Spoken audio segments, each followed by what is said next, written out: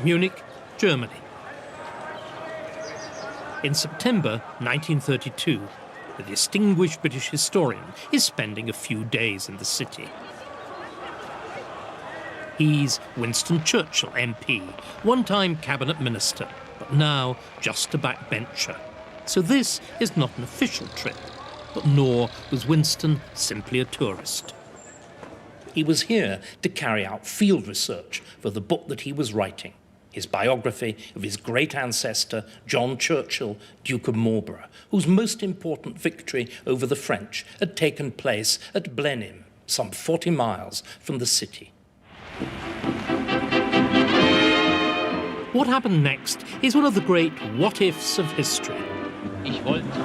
Was willst du denn? In 1932, Germany was in turmoil, destabilized by the Great Depression. Ich hätt nicht viel zu tun. Ich legte vormittags ein Ei, nachmittags wär ich frei. Ich lockte auf der Welt. There were 4 million unemployed, and a new political party, the National Socialist Workers' Party, was making rapid electoral strides. Ich wäre dämlich, aber froh. So hab ich mir gedacht. Ich wollt, ich wär ein Huhn. His leader, or Führer, as he liked to be known, Adolf Hitler, was clearly the coming man of German politics. At his hotel, Winston was introduced to one of Hitler's financial backers, a German-American art dealer with the memorable name of Putzi Hanfstegel. Putzi turned out to be good company. He was a great entertainer, and at that time a favorite of the Führer. He said that Herr Hitler came every day to the hotel at 5 o'clock and would be very glad indeed to see me. I had no national prejudices against Hitler at this time. He had a perfect right to be a patriotic German if he chose. And so Putzi arranged a meeting between Churchill and Hitler. But Hitler failed to turn up. Apparently, he didn't think it was worth the effort. What part does Churchill play? He asked Putzi. After all, he's in opposition, and nobody pays any attention to what he says. Hitler was right. To most people in 1932, Winston was a political has-been. But as the decade wore on, the British would start to listen to Winston once again. And part of the reason was the biography that he was researching here in Munich. So this is the story of how a book about John Churchill, the man who led Britain in a world war at the beginning of the 18th century, helped his descendant, Winston Churchill, become the man who led Britain in her 20th century struggle against Hitler and the Nazis.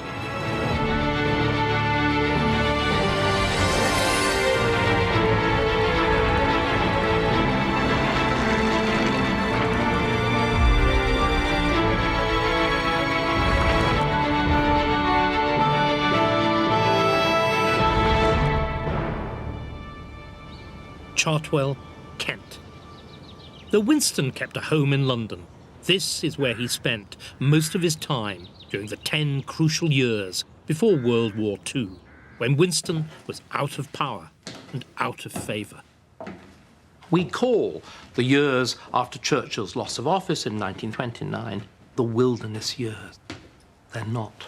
They're the most fertile of his entire career, being out of office, doing history, rather than messing around with everyday details of policy and civil servants and political negotiations. It transforms him. It turns him from the mere politician into a statesman and a prophet. And it seems to me that the Marlborough book is the central instrument of this transformation. This is Churchill's bedroom. It's one of the smallest and most plainly furnished rooms in the house, with his bed here, a very undistinguished 1920s bedstead. But despite the plainness of the room, this was the heart of that extraordinary industrial word factory that was Chartwell, presided over by the great wordsmith himself, Churchill, often here in this bed, dictating. And around him, of course, are the emblems, the things that matter really in his life. The head, his father, Lord Randolph, and his mother, Jenny Jerome, the New York heiress. And then, at the foot, visible directly to Churchill sitting there, is this splendid engraving of his great ancestor and the subject of his best biography, John Churchill, Duke of Marlborough. But, despite the simplicity of this room, Churchill was, or at least lived like, he wasn't actually, but he lived like a rich man. Few people in the 1930s had an ensuite bathroom, but Churchill did. And he famously dictated to mildly shocked secretaries whilst he wallowed here.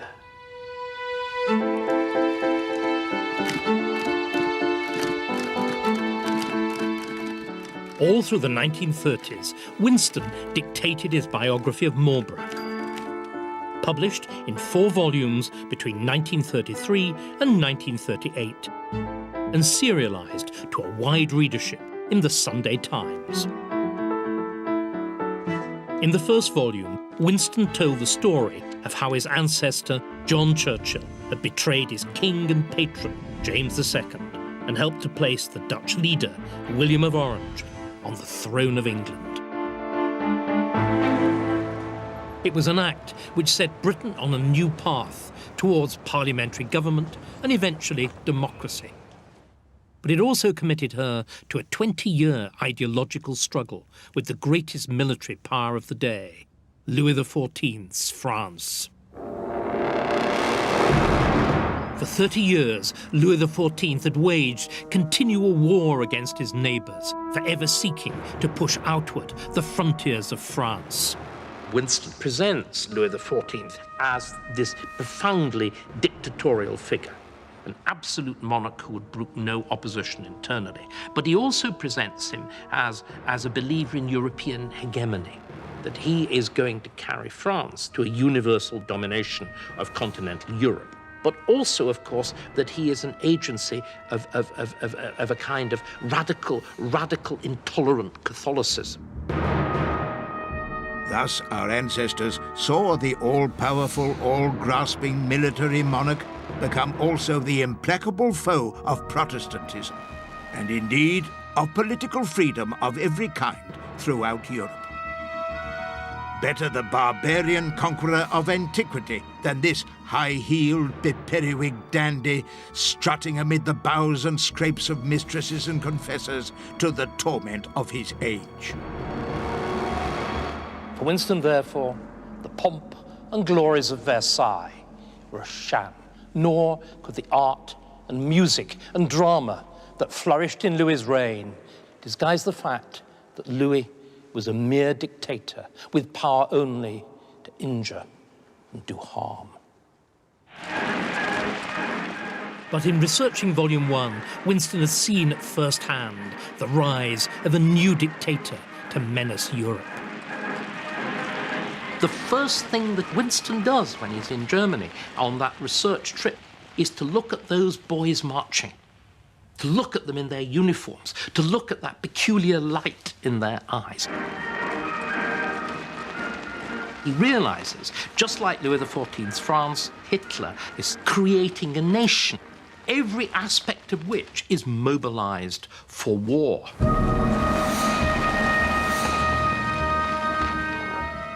All these bands of sturdy Teutonic youths marching through the streets and roads of Germany with the light of desire in their eyes are not looking for status.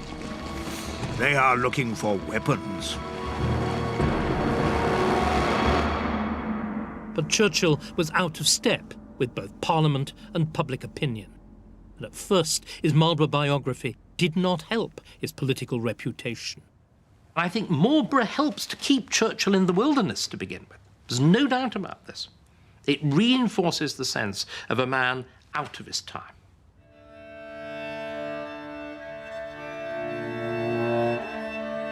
Who cares about funny, old-fashioned Mr. Churchill and his boring analyses of Marlborough's campaigns?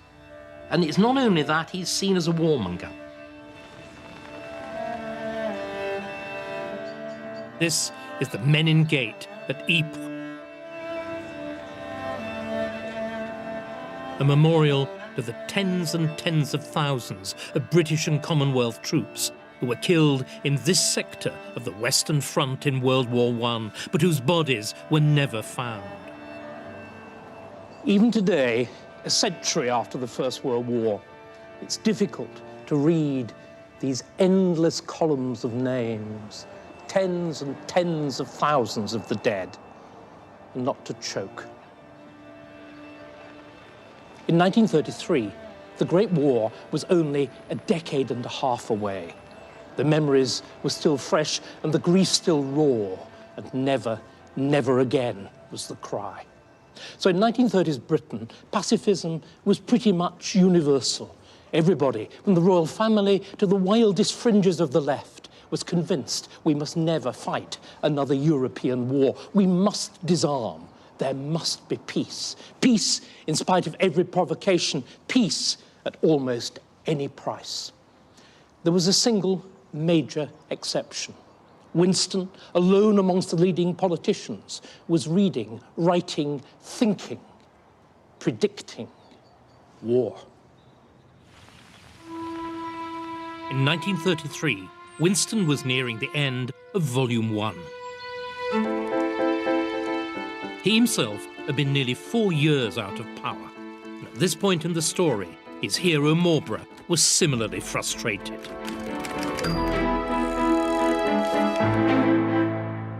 As England's leading soldier, John Churchill had helped to put William of Orange on the throne of England. But while William wanted English troops for his war against Louis XIV, he was determined to keep the high command in exclusively Dutch hands. William's war aim was to stop Louis from swallowing up the territories that lay between Holland and France, mostly the possessions of the tottering Spanish Empire. But William was a better politician and diplomat than he was a general. Under his command, the war dragged out year after year in an inconclusive series of sieges. The one man who could have helped him, John Churchill, was kept from the field. The war ended in 1697 with the peace treaty of Ryswick. In the treaty, Louis recognised William as King of England and promised not to interfere with the Protestant succession. But the English Parliament and public opinion, weary of the war and the heavy taxation needed to pay for it, these promises were good enough. The mood turned resolutely pacifist. The army was disbanded, and England turned her back on Europe.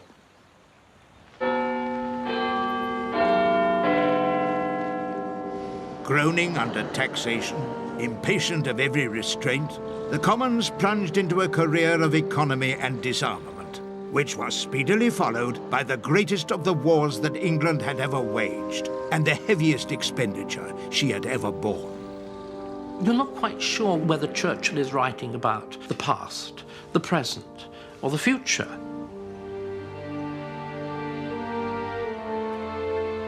When he's talking about the reaction in England, the Treaty of Ryswick, he talks about pacifism.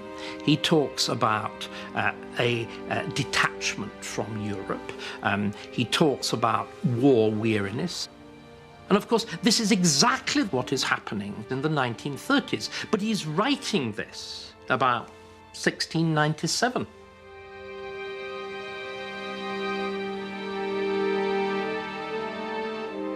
This phase has often recurred in our history. England was indeed, though she could not know it, in an interval between two deadly wars. It's Churchill's genius that he sees these big patterns. Because the point that he's making is, when you disarm, for very good motives, to stop war, you make war a certainty. In the wars against Louis XIV, the Treaty of Ryswick proved to be not a peace, but merely a truce. The Treaty of Versailles, which had ended the slaughter of World War I, Winston was warning, could easily turn out the same way. for Germany was now ruled by Hitler and was arming fast.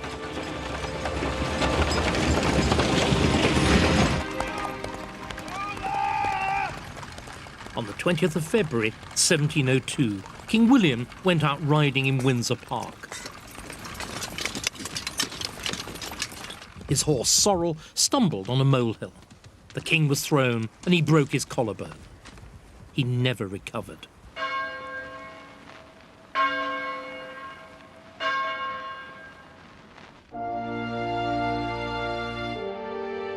He was succeeded by his sister-in-law Anne, the daughter of the deposed James II, the last monarch of the House of Stuart, and the bosom friend of John's wife Sarah. Nothing now stood between John and the high command he craved, for a new war with Louis XIV was brewing.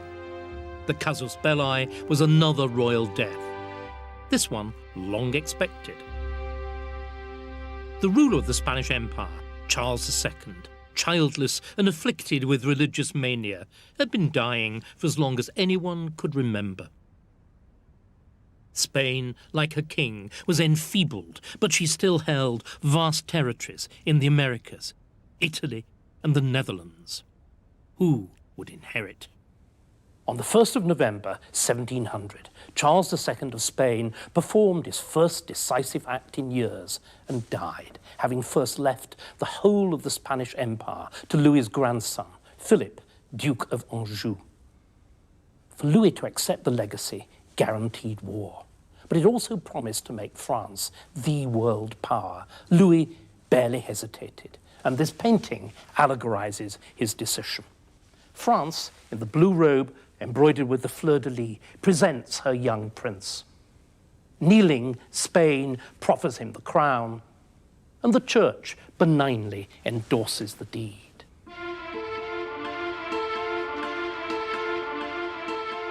But there was nothing benign about French domination of Europe. A grand alliance was quickly formed to dispute Charles II's will in an epic struggle known to history as the War of the Spanish Succession. On the 4th of May, 1702, the Dutch Republic, the Holy Roman Empire, and Anne, Queen of England, simultaneously declared war upon Louis XIV. Louis scoffed. I must be getting old if women now make war upon me. Indeed, the Sun King was now stronger than ever. In every element of strategy by sea or land, as well as in the extent of territory and population, Louis was twice as strong at the beginning of the War of the Spanish Succession as he had been at the Peace of Ryswick. The scale of the new war was turned by the genius of one man. One single will outweighed all these fearful inequalities and built a structure of surpassing success under the leadership of England. Marlborough was now, at Queen Anne's insistence, Commander-in-Chief of the Allied forces. But more than half his troops were Dutch, and that meant Dutch politicians had a virtual veto over how the war would be conducted.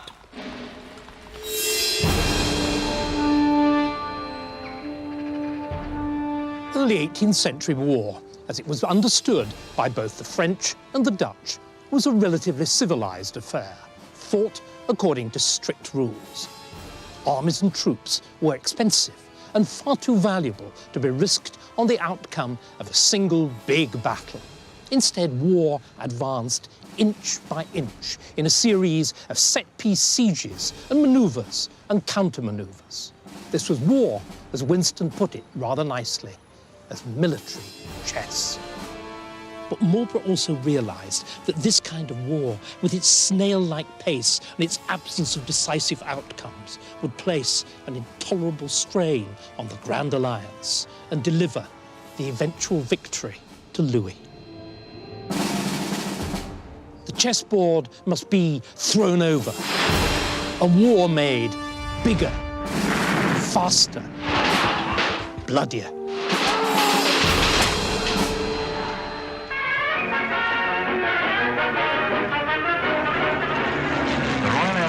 its annual at home to the public with entertainment. There is a dress rehearsal, and before a delighted audience of privileged spectators, the big Vickers Virginias play air skittles with small bombs for bowls. In the 1930s, warfare was being made bloodier and more destructive by the rise of air power. Winston Churchill warned Parliament that Britain was vulnerable as never before.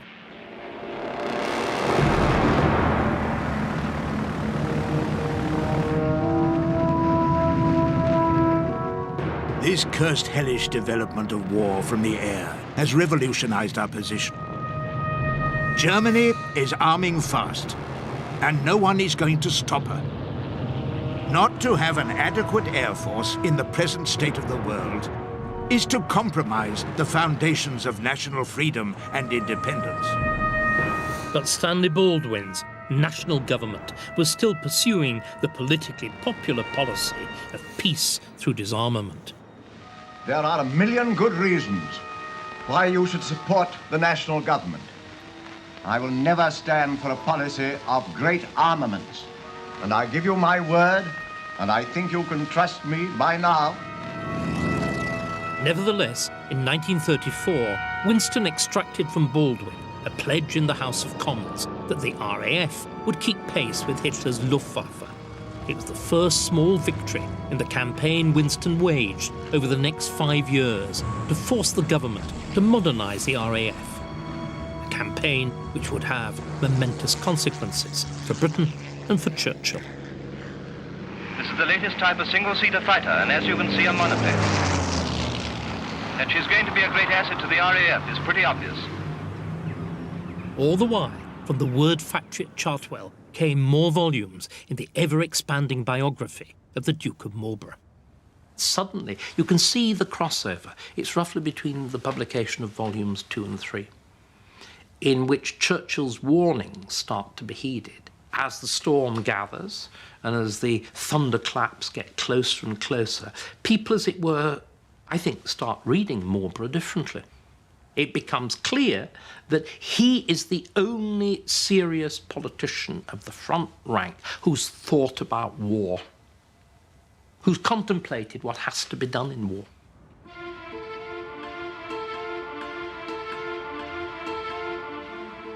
In 1704, the Allies had been fighting Louis XIV for 2 years. But it was a war of sieges. There had not been a single decisive battle. And political support for the war and for Marlborough was waning in England. Now came a crisis that threatened the whole alliance. Louis bribed the ruler of Bavaria, the Elector Max Emanuel, to switch sides and ally with France. That gave Louis control of the Danube Valley.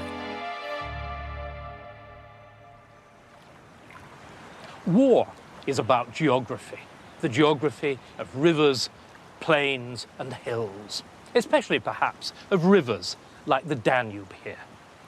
Rivers are barriers to armies, which is why the capturing and holding of bridges is so important in war. But rivers are also lines of communication. Armies can march along the valley. Guns, munitions and supplies can be boated down the river itself. The Danube flows from west to east. With the defection of Bavaria, the river and its valley became an arrow pointing at Vienna, the heart of the Habsburg Empire. If Vienna fell, the Grand Alliance would collapse and the war would be lost. But this crisis produced from Marlborough a campaign which Winston describes as amongst the finest examples of the art of war. And from Winston, an account which was itself a demonstration to readers of his own grasp of military strategy.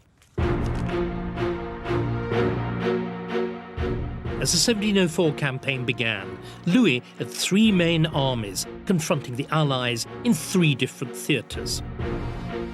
The first, on the River Meuse, faced Marlborough and the Dutch. A Franco-Bavarian force under Max Emanuel was encamped on the Danube, opposite an imperial army, whilst a third army stood on the Upper Rhine under the senior French commander, Maréchal Tallard. But a transfer of troops from the Rhine to the Danube would make Max Emanuel strong enough to overwhelm the imperial army standing between him and Vienna. That, at least, was Louis's plan. But 250 miles away to the northward, something happened which immediately attracted and thenceforward dominated the attention of all the French commanders. A scarlet caterpillar, upon which all eyes were at once fixed, began to crawl steadfastly day by day across the map of Europe, dragging the whole war along with it. Marlborough divided the army in Flanders, leaving the Dutch behind and marching the British contingent up the Rhine. You have what, till that point, had been a war of siege and counter-siege fought over a few tens of square miles of Belgium. Suddenly, an army breaks out, and it marches 50 miles, 100 miles, 150, 200, 300, 400, 500 miles.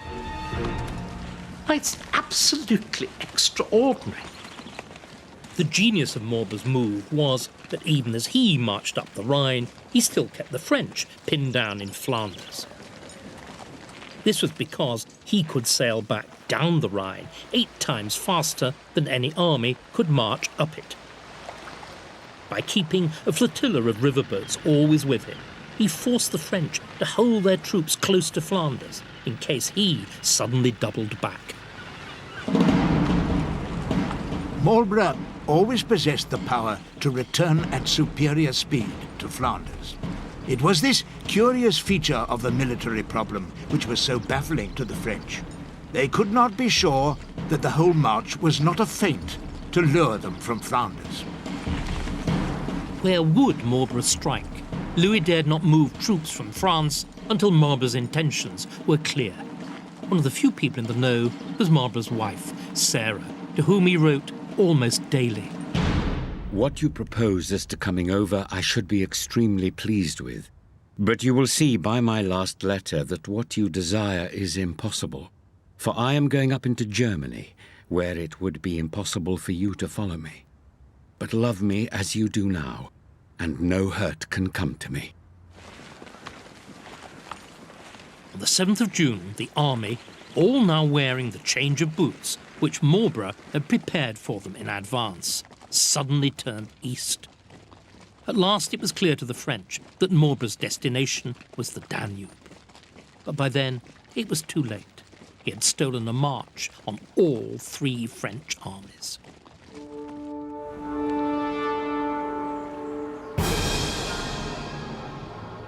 The combined Allied army now outnumbered Max Emanuel's and quickly seized the town of Donauwörth with its vital bridge over the Danube. Marlborough was master of Bavaria. But would Max Emanuel recognise reality and come over to the Allies? Secret negotiations were opened, but the Elector knew that French reinforcements were on the way, and he played for time. To try to force his hand, Marlborough ordered his troops to devastate the countryside, burning the neat towns and villages of Bavaria.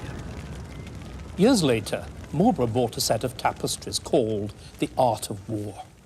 2 of them, on either side of me here, show with surprising frankness the kind of atrocities which his army, on his orders, was inflicting in Bavaria. It was an act which, as Winston put it, is gloomy for his record.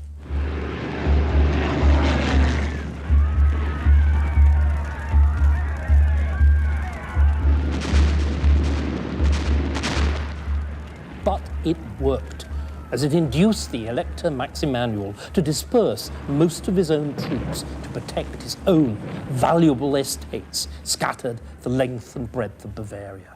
And this in turn prevented the intended concentration of the Franco-Bavarian forces, which had been Marlborough's objective all along. Deeper and deeper into Germany, until the enemy can hardly work or move or fight. But Marlborough was riddled with doubt. He wrote to Sarah, We sent this morning 3,000 horse to his chief city of Munich, with orders to burn and destroy all the country about it. This is so contrary to my nature that nothing but absolute necessity could have obliged me to consent to it. But Winston, who was to experience just the same sort of moral dilemmas, impatiently brushes Marlborough's excuses and justifications aside. Men of power, Winston wrote, must be judged not by what they feel, but by what they do. To excuse miseries inflicted by the will is a cheap salve to a wounded conscience.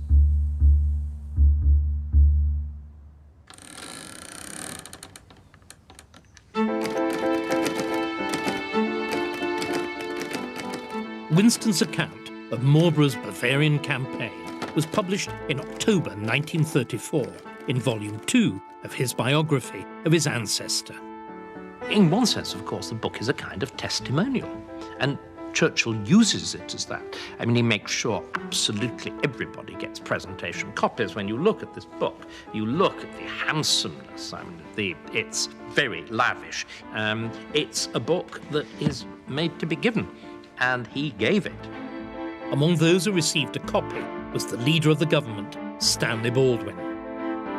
I am once again beholden to your generosity and have turned out 2 or 3 small volumes to make way for the Marlborough. There is much in it I particularly enjoyed. Those pages contrasting the responsibilities of the Commander-in-Chief through the ages with his function today are illuminating as a searchlight. Baldwin, like many others, was growing to value Churchill's military experience. In 1935, responding to the suggestion that Winston be brought back into the cabinet, he wrote prophetically, I feel we should not give him a post at this stage. Anything he undertakes, he puts his heart and soul into. If there is going to be a war, and no one can say there is not, we must keep him fresh to be our war prime minister.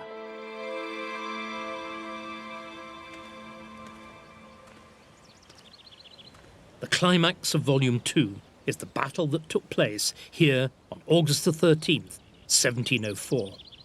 By the beginning of the month, it looked as if Marlborough's great march to the Danube had achieved little.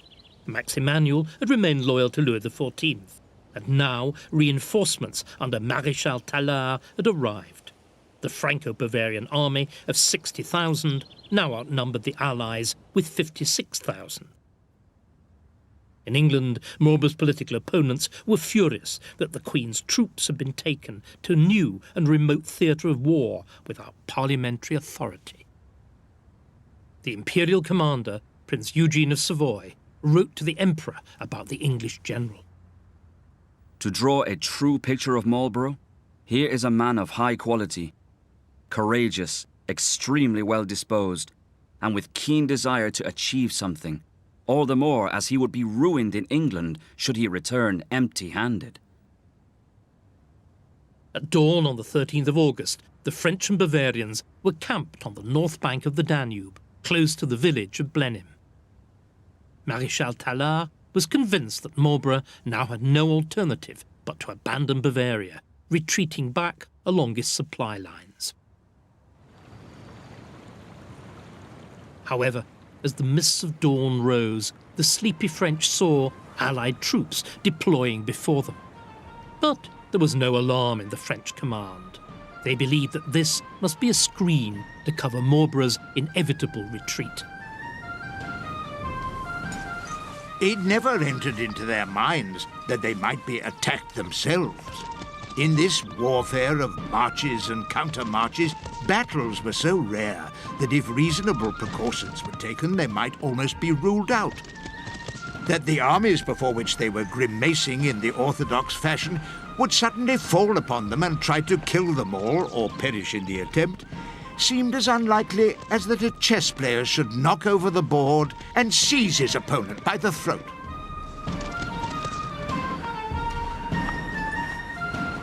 But Marlborough had great confidence in his troops, especially his infantry, for he had trained them himself in new, more aggressive tactics. French doctrine saw infantry as essentially defensive, their role to hold ground with a mixture of pikemen and musketeers. But Marlborough grasped that the musket was changing. The matchlock, in which a lighted fuse or match ignited the gunpowder, Present! Fire! was giving way to the much more precise and reliable flintlock. Present! Fire! Front rank, handle your bayonets. At the same time, the plug bayonet, Push your bayonets! which converted a musket into a pike, was being replaced by the ring bayonet, which allowed the musket to be fired at all times. Infantry armed with the flintlock and ring bayonet could develop a volley fire of a destructiveness to both horse and foot hitherto unknown. All Marlborough's training of infantry was directed to developing fire. His root conception of infantry was not a thing that stood, but a thing that fired.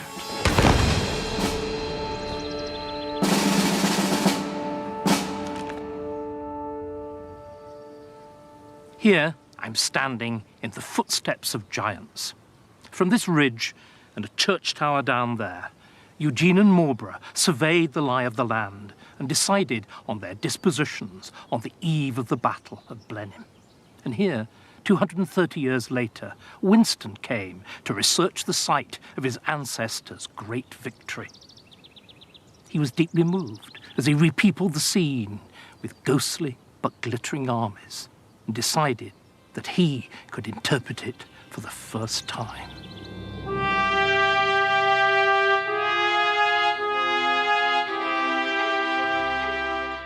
The wide plain, bathed in the morning sunlight, was covered with hostile squadrons and battalions steadily marching on. But behind this magnificent array were the shapes of great causes and the destinies of many powerful nations. All these had brought their cases before the dread tribunal now set up in this Danube plain.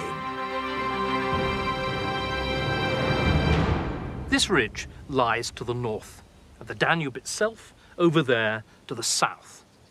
The line of battle stretched across the whole of the plain, with the French to the west and the Allies to the east, and the two armies separated by the little tributary of the Danube called the River Nebel. The French position was anchored in two fortified villages, Ludzingen over there in the foothills of the ridge, and right at the other end of the line, 4 miles away, Blenheim itself over there on the banks of the Danube. By noon, Marlborough completed his deployment. At 12:30, he ordered the attack to begin. On either flank, his troops advanced on the French, around Ludzingen on the French left, and on the village of Blenheim on their right. The French garrisoned the village with crack troops, and they'd fortified it with palisades. Now, to attack such a position across open ground like this was suicidal. Now, Churchill describes how the English attacked twice across this killing field, and how twice they were repulsed with heavy loss of life amongst both men and officers.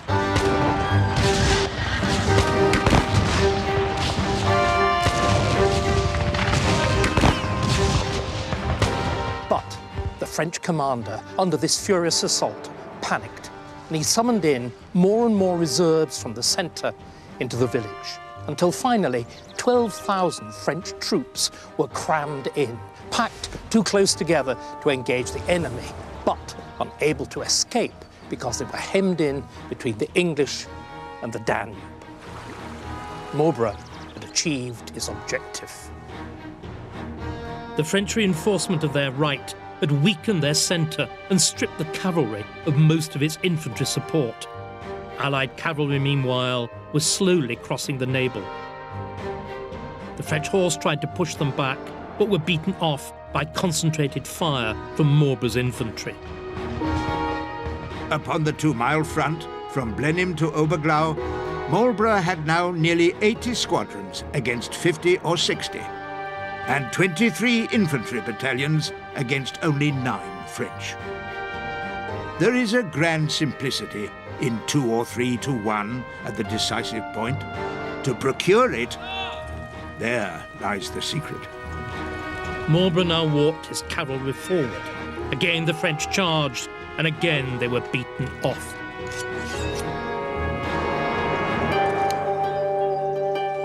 At about 5:30, Marlborough drew his sword and ordered the trumpets to sound the charge.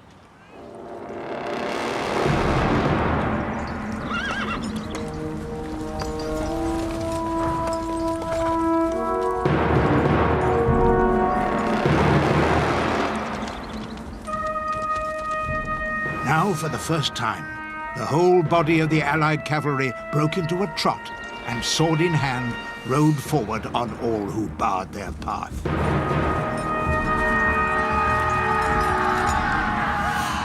The exhausted and outnumbered French squadrons scattered and fled.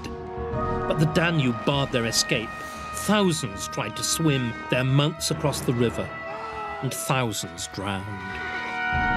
The French infantry in Blenheim were now completely surrounded and had no choice but to surrender, as did the French commander himself, Maréchal Tallard. Marlborough, in full pursuit of the shattered French army, scribbled a note to Sarah on the back of a tavern bill. I have not time to say more, but to beg you will give my duty to the Queen and let her know her army has had a glorious victory. Monsieur Tallard and 2 other generals are in my coach, and I am following the rest.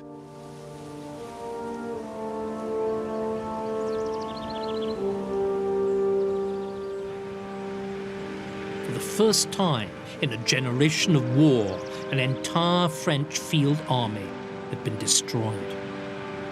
Of more than 100,000 troops that Louis had sent into Bavaria, only 16,000 returned to France. Blenheim, Winston wrote, had changed the political axis of the world.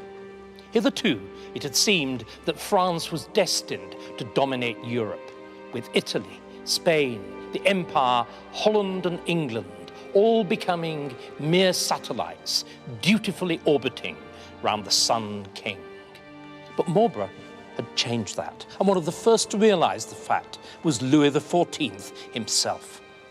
As soon as he understood what had happened on the banks of the Danube, his sole objective became to extricate himself from the war with the frontiers of France intact.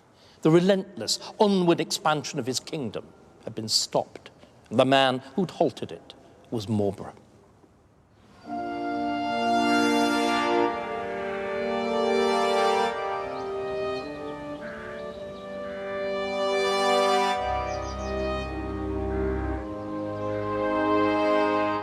Marlborough's reward was lavish. Queen Anne gave him the royal manor of Woodstock. Parliament voted him £250,000 to build a monument to his victory, Blenheim Palace. Everywhere you look, there are images of Marlborough's great enemy, Louis XIV, King of France. There are portraits and portrait busts like this. And in the woodwork, there are carved the emblems of France, the fleur-de-lis and the sunflower of the Sun King. It's almost as though Marlborough hadn't just captured the flags of France. He'd also seized and made his own the very emblems of the French monarchy. But it would take 8 more campaigns and 2 more volumes to finally end the World War against France. Winston published the last one in October 1938, just as Britain was making its final desperate attempt to appease Hitler and avoid a world war with Germany. Down the bright, straight road towards a new understanding in Europe. And so at Hitler's Munich headquarters, the agreement that has made the biggest headlines since the armistice. Let no man criticize the bargain that the statesmen of Britain and France have struck. There will be peace. It's the greatest diplomatic triumph of modern times. In reality, the Munich Agreement was, as Churchill said in the House of Commons, a total and unmitigated defeat. Within months, it was clear that the attempt to buy off Hitler by territorial concessions at the expense of Czechoslovakia had failed, and that nothing would stop the Nazis except force. The pressure to bring Winston back into government was now all but irresistible, and when war finally came a year later, he was immediately appointed to the War Cabinet. 8 months after that, Winston Churchill, historian of war, was Britain's wartime Prime Minister.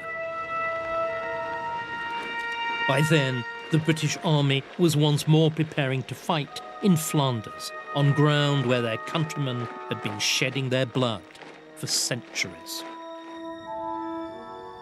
This almost featureless, waterlogged, blood-soaked land is where Marlborough fought all his battles and sieges, with one decisive exception, in a decade of warfare. It's also the same ground over which Edward III, Henry V and Henry VIII had fought before him, and where, after him, the Duke of Wellington and the Tommies of the First World War would wage their grim campaigns. So it's easy to see why almost all of Winston's contemporaries were filled with a sense of disgust at the centuries and countless lives of apparent futility and waste.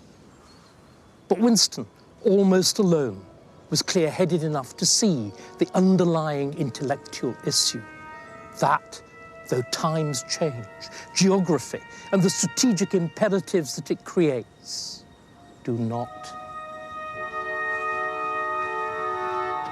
And he would continue to draw on the example of Marlborough as he strove to prevent the Second World War degenerating into a slaughter like the First.